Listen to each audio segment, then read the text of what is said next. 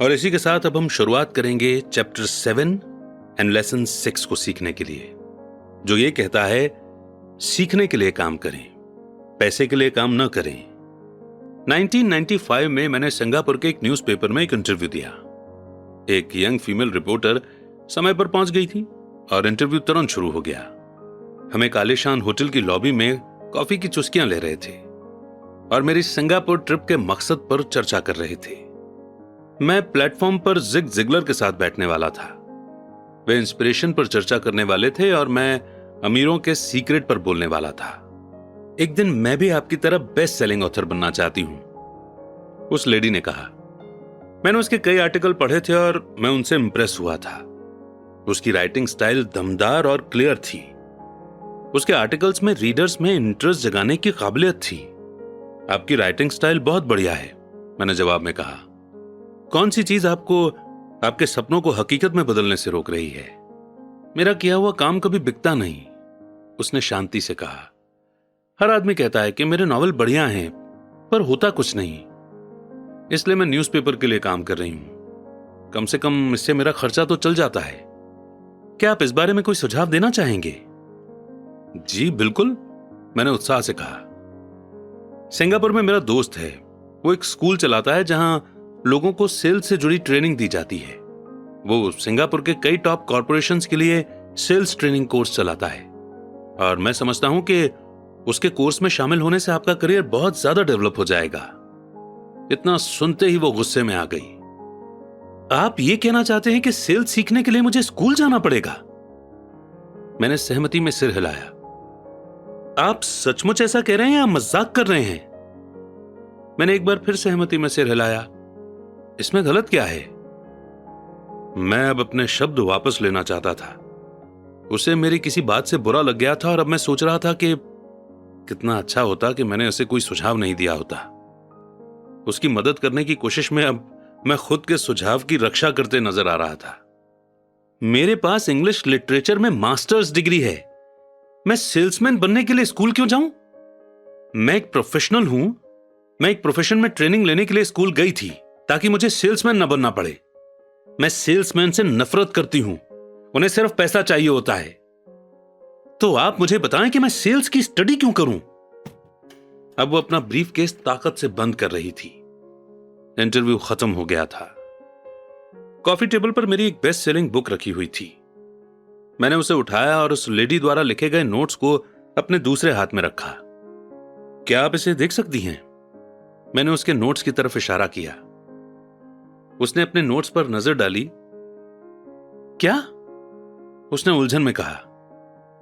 एक बार फिर मैंने उसके नोट्स की तरफ जानबूझकर इशारा किया। उसके पैड पर उसने लिखा था Robert Kiyosaki best selling author.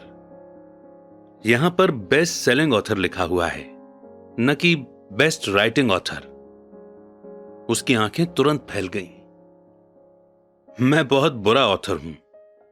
आप बहुत बढ़िया ऑथर हैं। मैं सेल्स स्कूल गया हूं। आपके पास मास्टर्स डिग्री है। दोनों को इकट्ठा कर लें और आप एक बेस्ट सेलिंग ऑथर और एक बेस्ट राइटिंग ऑथर बन सकती हैं। उसकी आंखों में गुस्सा था। मैं कभी इतना नीचे नहीं गिरूंगी कि सेल्स सीखने के लिए ट्रेनिंग लूं। आप जैसे लोगों को तो लिखना ही नहीं चाहिए। मैं एक प्रोफेशनल राइटर हूं और आप एक सेल्समैन हैं। यह सही नहीं है। उसने अपने बाकी के नोट्स भी समेट लिए और वो सिंगापुर की उस नम सुबह में तेजी से बाहर निकल गई। कम से कम अगले दिन उसने मुझे एक अच्छा कवरेज दिया। दुनिया स्मार्ट, गुणी, पढ़े लिखे और टैलेंटेड लोगों से भरी हुई है। हम उनसे हर दिन मिलते हैं। वे हमारे चारों तरफ हैं। कुछ दिन पहले मेरी कार में कुछ गड़बड़ आ गई थी। मैं एक गैरेज गया और एक यंग मैकेनिक ने उसे मिनटों में ही ठीक कर दिया। इंजन की आवाज सुनकर ही उसे समझ में आ गया था कि गड़बड़ कहां थी। मैं हैरान था। दुखद सच तो यह है कि टैलेंट ही काफी नहीं होता। मुझे लगातार ये देख देख कर झटका लगता है कि टैलेंटेड लोग कितना कम कमा पाते हैं। मैंने अभी हाल ही में सुना है कि 5% से भी कम इंडियन एक साल में 12 लाख से ज्यादा कमा पाते हैं। मैं ऐसे टैलेंटेड और वेल एजुकेटेड लोगों से मिला हूं जो एक साल में 5 लाख रुपए से भी कम कमा पाते हैं। मेडिकल बिजनेस में एक्सपर्टीज रखने वाला एक प्रोफेशनल कंसल्टेंट मुझे बता रहा था कि कितने डॉक्टर, डेंटिस्ट और दूसरे लोग पैसे की प्रॉब्लम से जूझ रहे हैं। और मेरी सोच ये थी कि एक बार डॉक्टर बनने के बाद तो पैसा उनके घर बरसने लगता होगा। इस कंसल्टेंट ने मुझे एक बढ़िया बात कही, वो बड़ी दौलत से सिर्फ एक स्किल दूर हैं। इस लाइन का मतलब यह है कि ज्यादातर लोगों को सिर्फ एक और स्किल सीखने की जरूरत होती है और इसके बाद उनकी इनकम अपने आप बहुत ज्यादा बढ़ जाएगी। मैं ये पहले ही बता चुका हूं कि financial intelligence, accounting, investment, marketing और लॉ का कॉम्बिनेशन है। इन 4 टेक्निकल स्किल्स को मिला दें और पैसे से पैसा बनाना ज्यादा आसान हो जाएगा। जब पैसे की बात आती है तो ज्यादातर लोगों में सिर्फ ज्यादा कड़ी मेहनत करने की एबिलिटी होती है। स्किल्स के कॉम्बिनेशन का एक अच्छा एग्जाम्पल न्यूज़पेपर की उस रिपोर्टर का है। अगर वो सेल्स और मार्केटिंग के फील्ड में स्किल हासिल कर ले तो उसकी इनकम हवा से बातें कर सकती है। अगर मैं उसकी जगह होता तो मैं एडवर्टाइज, कॉपीराइटिंग और सेल्स के कोर्स में शामिल हो जाता। फिर न्यूज़पेपर में काम करने के बजाय मैंने किसी एडवर्टाइजिंग एजेंसी में जॉब खोजी होती। चाहे इस काम में सैलरी कम भी मिलती, पर इससे वो ये सीख जाती कि सक्सेसफुल एडवर्टाइजिंग में यूज होने वाले शॉर्टकट का इस्तेमाल किस तरह होता है। उसे अपना कुछ समय पब्लिक रिलेशन में भी देना होता है, जो एक इंपॉर्टेंट स्किल है। वो ये भी सीखती कि फ्री पब्लिसिटी में किस तरह लाखों रुपए कमाए जाते हैं। फिर रातों और वीकेंड्स में वो अपना नॉवेल पूरा कर सकती थी। जब वो पूरा हो जाता तो वो अपनी बुक को बेचने के लिए ज्यादा अच्छी सिचुएशन में होती। फिर कुछ ही समय में वो एक बेस्ट सेलिंग ऑथर हो सकती थी। जब मैंने अपनी पहली book if you want to be rich and happy don't go to school छपवाई तो एक पब्लिशर ने मुझे यह सुझाव दिया कि मैं टाइटल को बदलकर द इकोनॉमिक्स ऑफ एजुकेशन कर दूं। मैंने पब्लिशर से साफ कह दिया कि इस तरह के टाइटल से बुक की सिर्फ 2 कॉपी ही बिकेंगी। एक तो मेरा परिवार खरीदेगा और दूसरा मेरा सबसे अच्छा दोस्त, और वो दोनों ही इसे मुफ्त में पाने की आशा करेंगे। If you want to be rich and happy don't go to school इस टाइटल को जानबूझकर चोट करने वाला बनाया गया था, क्योंकि मैं जानता था कि ऐसा करने से इसे बेहद पब्लिसिटी मिलेगी। मैं एजुकेशन को सपोर्ट करता हूं और एजुकेशन के सुधार में विश्वास करता हूं, नहीं तो मैं पुराने एजुकेशन सिस्टम को बदलने की बार बार डिमांड क्यों करता। इसलिए मैंने एक ऐसा टाइटल चुना जो टीवी और रेडियो शो पर ज्यादा प्रमोट हो सकता था। सिर्फ इसलिए क्योंकि मैं कंट्रोवर्सी में घिरने से नहीं डरता। कई लोगों का विचार था कि मैं कोई बेवकूफ था, पर बुक बिकी और बहुत बिकी।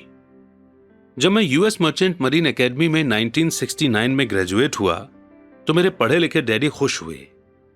स्टैंडर्ड ऑयल ऑफ कैलिफोर्निया ने मुझे अपने ऑयल टैंकर फ्लीट में काम दे दिया। मैं 3rd मेट था और हालांकि मेरी सैलरी मेरे साथियों की तुलना में कम थी, पर कॉलेज के बाद पहले काम के हिसाब से ठीक थी। मेरी शुरुआती सैलरी हर साल 4.5 लाख रुपए थी, जिसमें ओवर टाइम भी शामिल था और मुझे सिर्फ 7 महीने काम करना पड़ता था। बाकी के 5 महीने मेरी छुट्टियां होती थी। अगर मैं चाहता तो मैं एक सहायक यानी कि सब्सिडियरी शिपिंग कंपनी के साथ वियतनाम जा सकता था और अपनी 5 महीनों की छुट्टियों के बदले अपनी सैलरी दुगनी कर सकता था। मेरे सामने एक बहुत बढ़िया करियर था, पर मैंने 6 महीने बाद ही रिजाइन कर दिया और मरीन कॉर्प्स में भर्ती हो गया ताकि मैं हवाई जहाज उड़ाना सीख सकूं। मेरे पढ़े लिखे डैडी का दिल टूट गया। अमीर डैडी ने मुझे बधाइयां दी। स्कूल और जॉब में स्पेशलाइजेशन का विचार एक पॉपुलर विचार है, यानी कि ज्यादा पैसा कमाने के लिए या प्रमोशन हासिल करने के लिए आपको स्पेशलाइजेशन हासिल करने की जरूरत है। इसीलिए मेडिकल डॉक्टर्स तुरंत चाइल्ड स्पेशलिस्ट या ऑर्थोपेडिक जैसी स्पेशलाइजेशन हासिल करने में जुट जाते हैं। यही अकाउंटेंट्स, आर्किटेक्ट्स, वकीलों, पायलटों और बाकी लोगों की भी स्ट्रेटेजी है।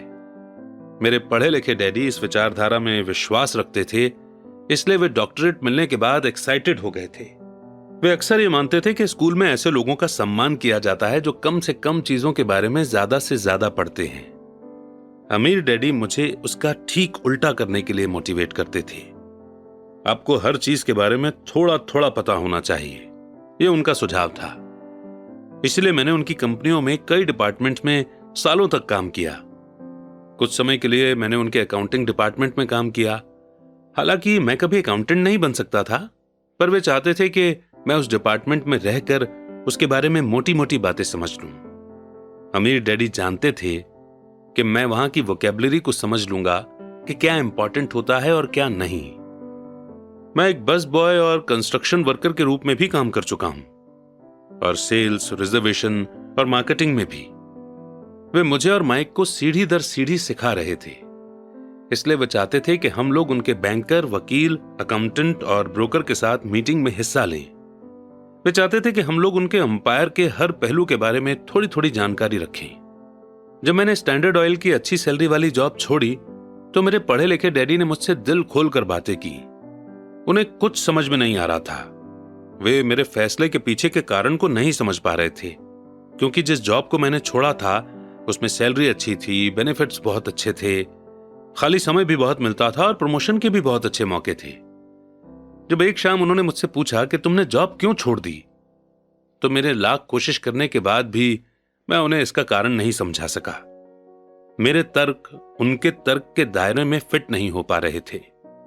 प्रॉब्लम यह थी कि मेरा तर्क मेरे अमीर डैडी का तर्क था। मेरे पढ़े लिखे डैडी के लिए जॉब की सिक्योरिटी ही सब कुछ थी, जबकि मेरे अमीर डैडी के लिए सीखना ही सब कुछ था।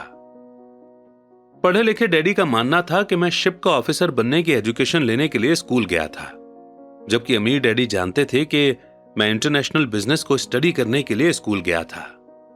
तो एक स्टूडेंट की तरह मैं सदर ईस्ट और साउथ पैसिफिक जाने वाले जहाजों पर, ऑयल टैंकरों और पैसेंजर जहाजों पर काम करता रहा। अमीर डैडी इस बात पर जोर देते थे कि मैं यूरोप की तरफ जाने वाले जहाजों के बजाय पैसिफिक ओशियन पर अपना ध्यान फोकस करूं, क्योंकि भविष्य के देश एशिया में हैं, यूरोप में नहीं।